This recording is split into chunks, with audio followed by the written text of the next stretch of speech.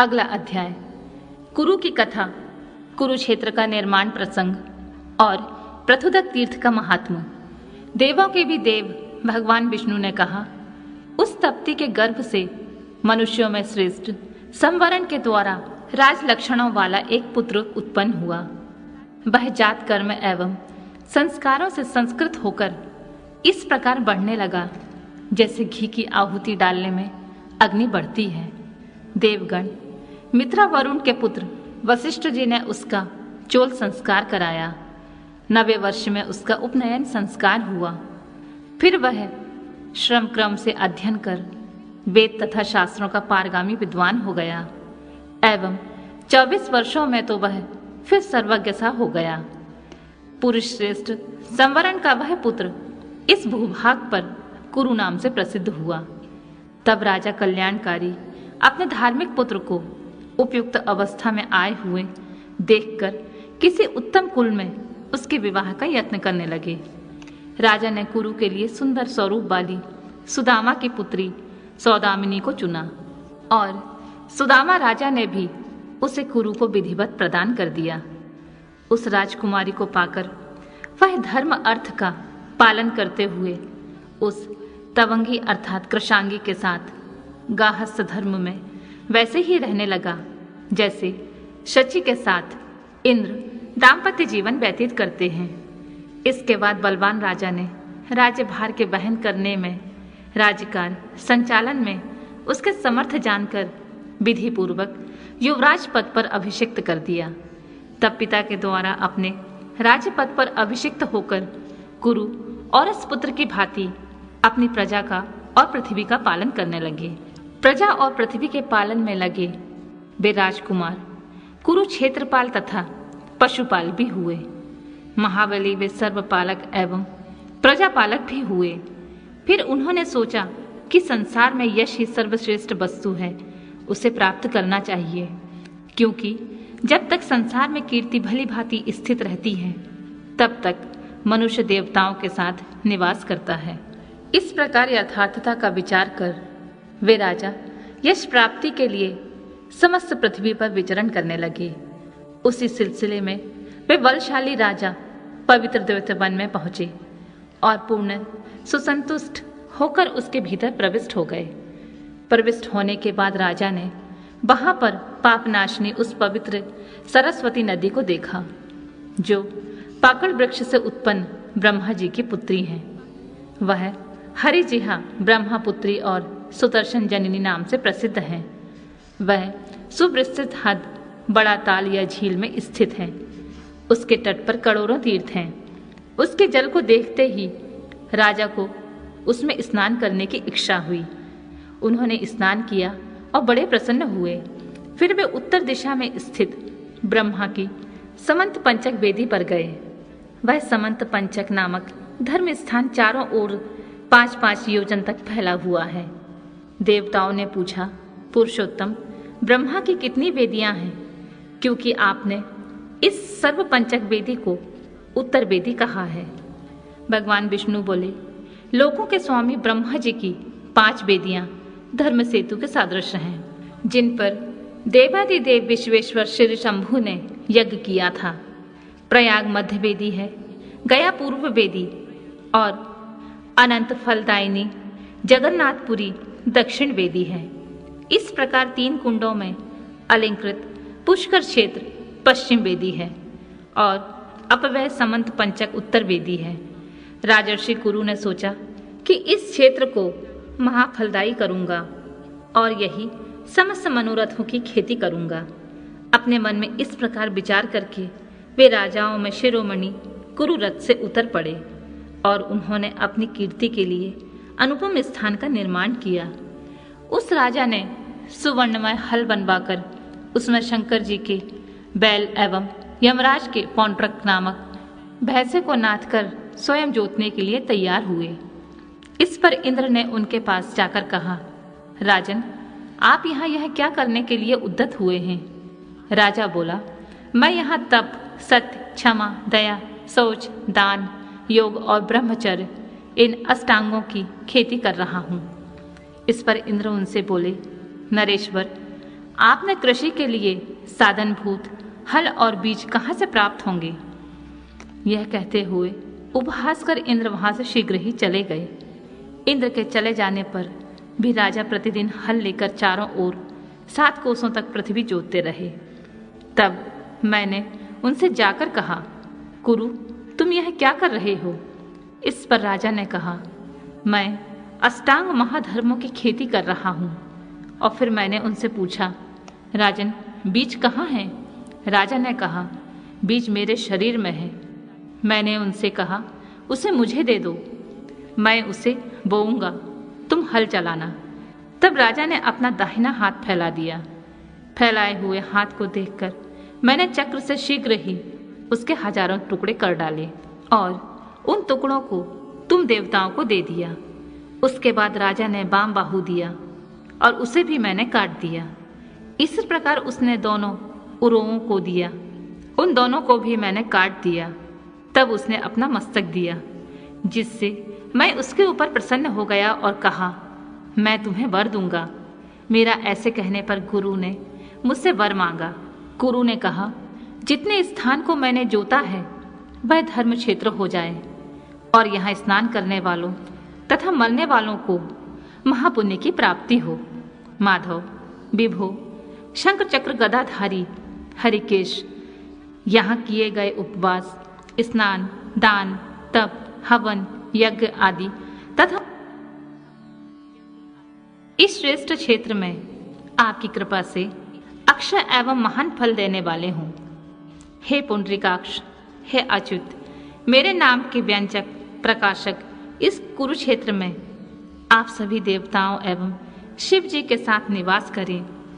राजा के ऐसे कहने पर मैंने उनसे कहा, बहुत अच्छा, ऐसा ही होगा राजन। तुम पुनः दिव्य शरीर वाले हो जाओ तथा हे सुब्रत, दृढ़ता से व्रत का पालन करने वाले अंतकाल में तुम मुझ में लीन हो जाओगे। भगवान विष्णु ने आगे कहा, निसंदेह तुम्हारी कीर्ति सदा रहेगी। यहाँ पर यज्ञ करने वाले व्यक्ति यजमान यज्ञ करेंगे।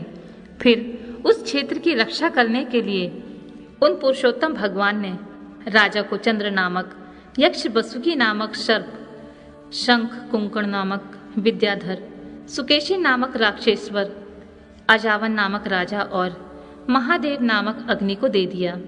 ये सभी इनके बीच अन्य बलि भृत्य एवं अनुयायी यहाँ आकर कुरुजांगल की सब ओर से रक्षा करने लगे। 8000 धनुषधारी जो पापियों को यहाँ से हटाते रहते हैं, वे उग्र रूप धारण करके चराचर के दूसरे भूतगण को स्नान नहीं करने देते।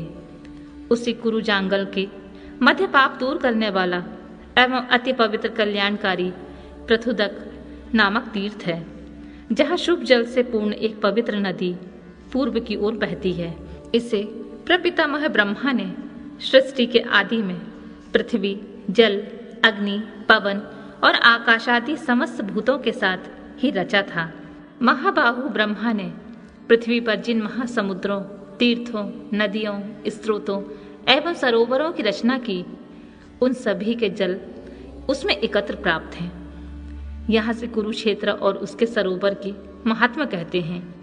देवादिदेव भगवान विष्णु बोले, पहले समय में ब्राह्मणों ने सरस्वती और दृशदति धग्गर के बीच में स्थित कुरुक्षेत्र के असीन मुनि प्रवर प्रद लोमहर्षण के यहाँ स्थित सरोवर की महिमा पूछी और इस सरोवर के विस्तार, विशेषतः तीर्थों और देवताओं के महात्म एवं वामन के प्रादुर्भाव की कथा कहने की प्रार्थना की। उनके इस वचन को सुनकर रोमांचित होते हुए पौराणिक ऋषि लोमहर्षण उन्हें प्रणाम कर इस प्रकार बोले। लोमहर्षण जी बोले, सबसे पहले उत्पन्न होने वाले कमलासन ब्रह्मा, लक्ष्मी सहित विष्णु और महादेव रुद्र को सिर झुकाकर प्रणाम करके मैं महान ब्रह्मसर तीर्थ का वर्णन करता हूँ।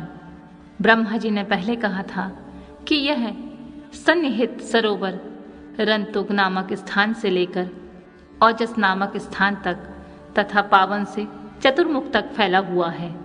ब्राह्मण श्रेष्ठ, किंतु अब कली और द्वापर के मध्य में महात्मा व्यास ने सरोवर का जो प्रमाण बतलाया है उसे आप लोग सुने। विश्वेश्वर स्थान से अस्थिपुर तक का और वृद्धा कन्या से लेकर ओगवती नदी तक का यह सरोवर स्थित है। ब्राह्मण श्रेष्ठों, मैंने 52 पुराण में वर्णित जो प्रमाण सुना है, आप उस पवित्र एवं कल्याणकारी प्रमाण को सुने। विश्वेश्वर स्थान से देववर तक एवं नृपावंश से सरस्वती तक चतुर्दिक आधे योजन में फैले हुए इस सन्निहित सर को समझना चाहिए। मोक्ष की इच्छा से आए हुए देवता एवं ऋषिगण इसका आश्रय लेकर सदा इसका सेवन करते हैं तथा अन्य लोग स्वर्ग में निमित्त यहाँ रहते हैं। योगेश्वर ब्रह्मा ने सृष्टि की इच्छा से एवं भगवान विष्णु ने जगत के पालन की कामना से इसका आश्रय लिया था। इस प्रकार सरोवर के मध्य में बैठकर महात्मा रुद्र ने भी इस तीर्थ का सेवन किया था, जिससे महातेजस्वी हर को स्थिरत्व प्राप्त हुआ। आदि में यह ब्रह्मा वेदी कहा गया था, किंतु आगे चलकर इसका नाम रामहद हुआ। उसके बाद राजर्षि कुरु द्वारा जोते जाने से इसका नाम कुरुक्षेत्र पड़ा। तरंतुक और अरंतुक नाम के स्थानों का मध्य तथा रामहद एवं चतुर्मुख का मध्य भाग समंत पंचक है, जो कुरुक्षेत्र कहा जाता है। इसे पितामह के उत्तर वेदी वामन चरित्र का उपक्रम, बलि का दैत्य राजाधिपति होना और उसकी अतुल राजलक्ष्मी का वर्णन। ऋषियों ने कहा, कृपया आप वामन के महात्मा और विशेषकर उसकी उत्पत्ति का वर्णन करें तथा यह भी बतलाएं कि बलि को किस प्रकार बांधकर इंद्र को राज्य दिया गया। लोमहर्षण ने कहा, मुनियों, आप लोग प्रसन्नता पूर्वक महात्मा वामन की उत्पत्ति, उनका प्रभाव और कुरुजांगल स्थान में उनके निवास का वर्णन सुने। द्विज श्रेष्ठों, आप लोग दैत्यों के उस वंश के संबंध में भी सुने जिस वंश में प्राचीन काल में विरोचन के पुत्र बलि उत्पन्न हुए थे। पहले समय में दैत्यों का आदि पुरुष हिरण्यकश्यपु था। उसका प्रहलाद नामक पुत्र अत्यंत तेजस्वी दानव था। उससे विरोचन उत्पन्न हुआ और विरोचन से बलि। हिरण्यकश्यपु के मारे जाने पर बलि ने सभी स्थानों से देवताओं को खदेड़ दिया और चराचर सहित तीनों लोगों का राज्य स्वच्छंदता से करने लगा। विरोध में देवताओं के बहुत से प्रयत्न करते रहने पर भी तीनों लोग दैत्यों के अधीन हो गए एवं त्रिलोक पर देवताओं का अधिकार नहीं रह गया। बलशाली मय और शंबर की विजय वैजंती फहराने लगी। धर्म कार्य सर्वत्र होने लग गए। फलतः दिशाएं शुद्ध हो गईं। सूर्य दैत्यों के मार्ग में चले गए। दैत्यों के शासन में प्रहलाद, शंबर, मय और अनुहाद, ये सभी दैत्य सभी दिशाओं की रक्षा करने लगे। आकाश में भी दैत्यों से रक्षित हो गया। देवगण स्वर्ग में होने वाले यज्ञों की शोभा देखने लगे। सारा संसार प्रकृति में स्थित और व्यवस्थित हो गया तथा सभी सन्मार्ग पर चलने लगे। सर्वत्र पापों का अभाव और धर्म भाव का उत्कर्ष हो गया। फिर तो धर्म चारों चरणों में प्रतिष्ठित हो गया और अधर्म एक ही चरण पर स्थित रह गया। सभी राजा प्रजा पालन करते हुए सुशोभित होने लगे और सभी आश्रमों के लोग अपने अपने धर्म का पालन करने लगे। ऐसे समय में असुरों ने बलि को दैत्यराज के पद पर अभिषिक्त कर दिया। असुरों का समुदाय हर्षित होकर निनाद जय जयकार करने लगा। इसके बाद कमल की भीतर गोफों की समान कांति वाली वरदायिनी और सुंदर सुवेश वाली श्री लक्ष्मी देवी हाथ में कमल लिए हुए बलि के समीप आई। लक्ष्मी ने कहा, बलवानों में श्रेष्ठ महातेजस्वी दैत्यराज बलि, देवराज के पराजय हो जाने पर मैं तुम पर प्रसन्न हूँ। तुम्हारा मंगल हो, क्योंकि तुमने संग्राम में पराक्रम दिखाकर देवों के राज्य को जीत लिया है। इसलिए तुम्हारे श्रेष्ठ बल को देखकर मैं स्वयं आई हूँ। दानव असुरों के स्वामी हिरण्यकश्यप के कुल में उत्पन्न हुए तुम्हारा यह कर्म ऐसा है, इससे कोई आश्चर्य की बात नहीं है। राजन, आप दैत्य श्रेष्ठ अपने पितामह हिरण्यकश्यप से भी विशिष्ट हैं, क्योंकि आप तीनों लोगों के समृद्ध इस राज्य का भोग कर रहे हैं। दैत्यराज बलि से ऐसा कहने के बाद सर्वदेव स्वरूपणी एवं मनोहर रूप वाली सबके सेव्य एवं सबको वर देने वाली श्री लक्ष्मी देवी राजा बलि में प्रविष्ट हो गई। तब सभी श्रेष्ठ देवियां हीम, कीर्ति, दुति, प्रभा, घृति, क्षमा, भूति, सिद्धि, दिव्या, महामति, श्रुति, स्मृति, इड़ा, कीर्ति, शांति, पुष्टि, क्रिया और नृत्य गीत में निपुण दिव्य अप्सराएं भी प्रसन्न होकर इस प्रकार ब्रह्मवादी बलि ने चराचर वाले त्रिलोकी का अतुल ऐश्वर्य वामन चरित्र के उपक्रम में देवताओं का कश्यप जी के साथ ब्रह्मलोक में जाना। ऋषियों ने कहा, आप हमें यह बतलाएं कि देवताओं ने कौन सा कर्म किया जिससे प्रभावित होकर वे पराजित हुए तथा देवादिदेव भगवान विष्णु कैसे वामन बने। लोमहर्षण ने कहा, इंद्रदेव ने जब तीनों लोकों को बलि के अधिकार में देखा तब वे मेरु पर्वत पर स्थित रहने वाली अपनी कल्याणमयी माता के घर गए। माता के समीप जाकर उन्होंने उनसे यह बात कही जिससे देवगण युद्ध में दानव बलि से पराजित हुए थे। माता अदिति ने कहा, पुत्र, यदि ऐसी बात है तो तुम लोग संपूर्ण मरुदगणों के साथ मिलकर भी संग्राम में विरोचन के पुत्र बलि को नहीं मार सकते। सहस्त्राक्ष युद्ध में केवल हजारों सिर वाले सहस्त्र शीर्षा भगवान विष्णु ही उसे मार सकते हैं। उनके सिवा किसी दूसरे से वह नहीं मारा जा सकता। अतः इस विषय में उस महान आत्मा महाबलवान बलि नामक दैत्य की पराजय के लिए मैं तुम्हारे पिता ब्रह्मवादी कश्यप से उपाय पूछूंगी।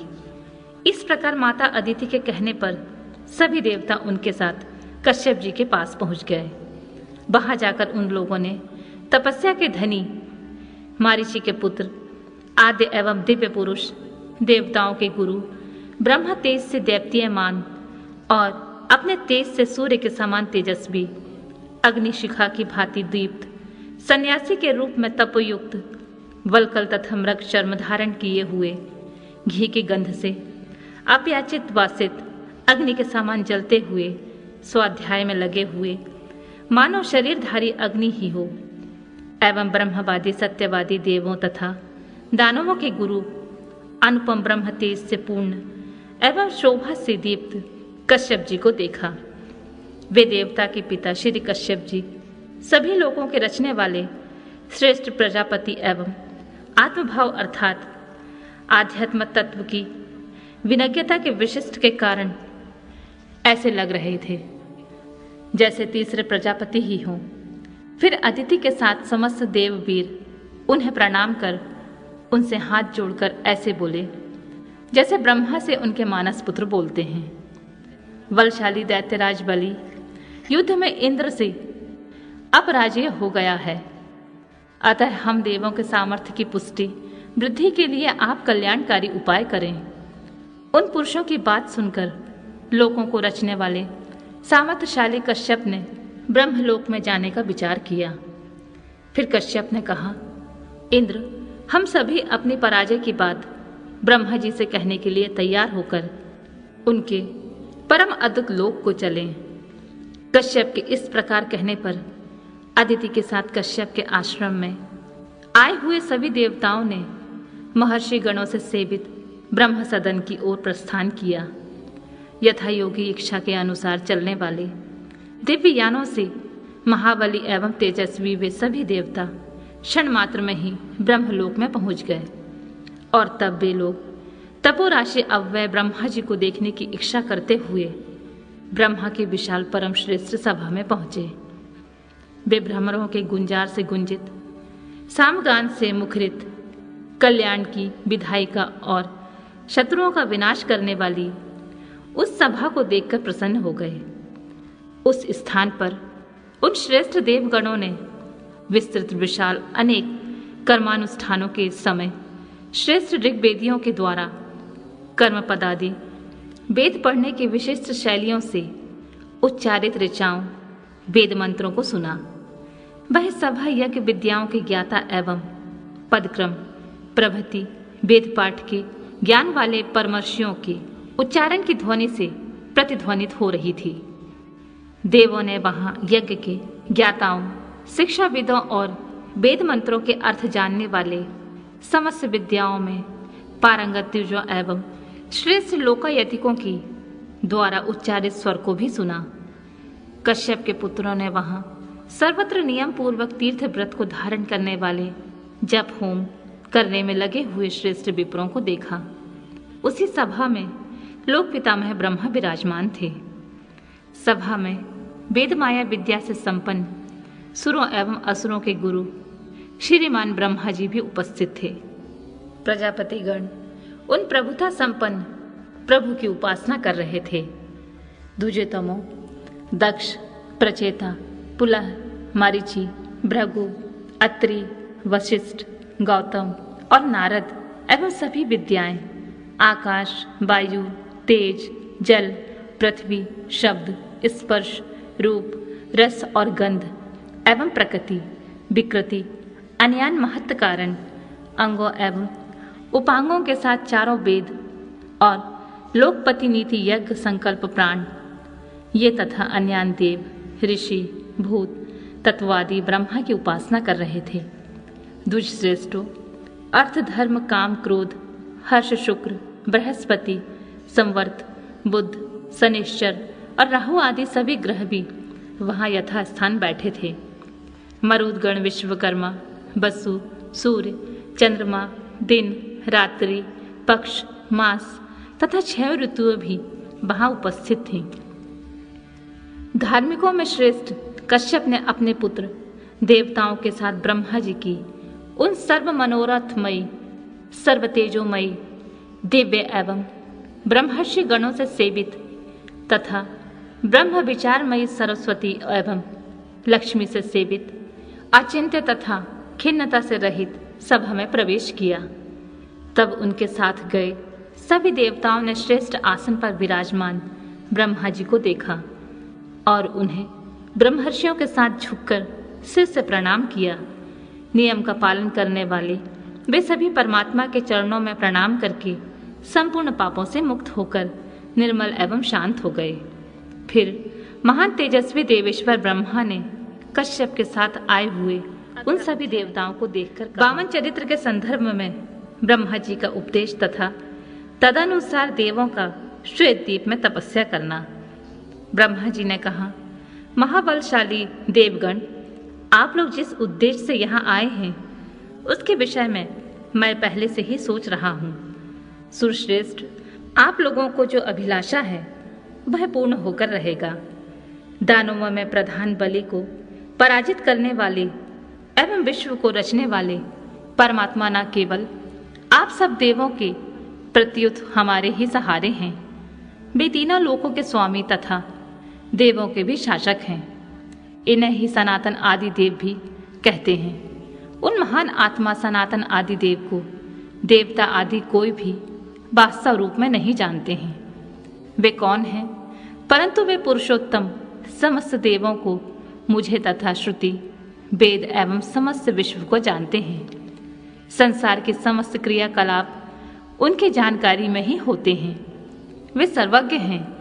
उन्हीं की कृपा प्रसाद से आप लोगों को मैं अत्यंत श्रेष्ठ उपाय बतलाता हूँ। आप लोग सुने। आप सभी उत्तर दिशा में क्षीर सागर के उत्तरी तट पर स्थित उस स्थान पर जाइए जिसे विचारशील विद्वान लोग अमृत नाम से उच्चारित करते हैं। विश्व की रचना करने वाले परमात्मा वही योग धारणा में स्थित होकर कठिन तपस्या कर रहे हैं। आप सभी लोग उस अमृत नामक स्थान पर जाएं और आलस्य रहित होकर आप लोग भी लक्ष्य की सिद्धि के लिए वहां कठिन तपस्या प्रारंभ कर दें।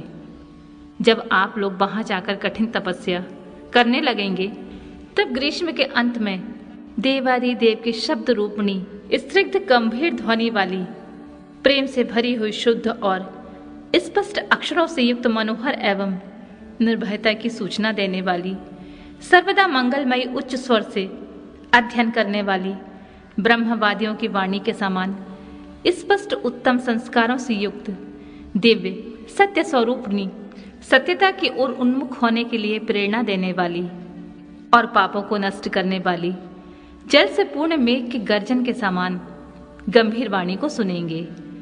उसके बाद भावित आत्मा के आत्मज्ञान से परिपूर्ण महात्मा कश्यप के योग व्रत के अवसर पर व्रत की समाप्ति हो जाने के बाद अमोघ तेज से संपन्न वे देव आपसे कहेंगे, सुरश्रेष्ठों, आप लोग मेरे पास आए, आप लोगों का स्वागत है। मैं आप लोगों को वरदान देने के लिए आप सबके समक्ष स्थित हूं। कहो, किसे कौन सा वर दूं? और जब भगवान इस प्रकार का वरदान देने के लिए उपस्थित होंगे तथा अदिति एवं कश्यप उन प्रज्ञावान प्रभु के चरणों में झुककर सिर से प्रणाम और वर की याचना करेंगे कि भगवान ये हमारे पुत्र बने, इसके लिए आप हमारे ऊपर प्रसन्न हो, तब वे ब्रह्मवाणी के द्वारा ऐसा ही हो यह कहेंगे। इस प्रकार संकेत है। निर्देश पाकर कश्यप, अदिति एवं सभी देवताओं ने ऐसा ही हो यह कहकर प्रभु ब्रह्मा को सिर झुकाकर प्रणाम किया और श्वेत द्वीप की ओर लक्ष्य करके उत्तर दिशा की ओर प्रस्थान किया। वे अत्यंत शीघ्रता से सत्य प्रवक्ता भगवान ब्रह्मा के द्वारा निर्दिष्ट की गई व्यवस्था के अनुसार क्षीर सागर के तट पर पहुंच गए। उन देववरों ने पृथ्वी के सभी समुद्रों, वन से भरे हुए पर्वतों एवं भांति भांति की दिव्य नदियों को पार किया। उसके बाद उसके आगे उन लोगों ने ऐसे स्थान को देखा जहां ना कोई प्राणी था, न सूर्य का प्रकाश ही था। प्रत्युत चारों ओर घनघोर अंधकार था जिसमें सीमा मालूम ही नहीं होती थी। इस प्रकार के उस अमृत नामक स्थान पर पहुंचकर महात्मा कश्यप ने प्रज्ञा संपन्न योगी देवेश्वर कल्याण की मूर्ति सहस्र चक्षु नारायण देव की प्रसन्नता की प्राप्ति के उद्देश्य से देवताओं को सहस्र वार्षिक हजारों वर्षों में पूर्ण होने वाले दिव्य देव संबंधी इच्छा पूर्ण करने वाले कामद व्रत की दीक्षा दी। फिर वे सभी देवता क्रमशः अपने इंद्रियों को वश में करके और मौन धारण करके उचित स्थान पर वीरासन में बैठकर कठोर तपस्या करने लगे। वहां भगवान कश्यप ने महात्मा विष्णु को प्रसन्न करने के लिए वेद में कहे हुए सूत्र या स्तोत्र का स्पष्ट वाणी में पाठ किया, जिसे परम स्तव कहते हैं।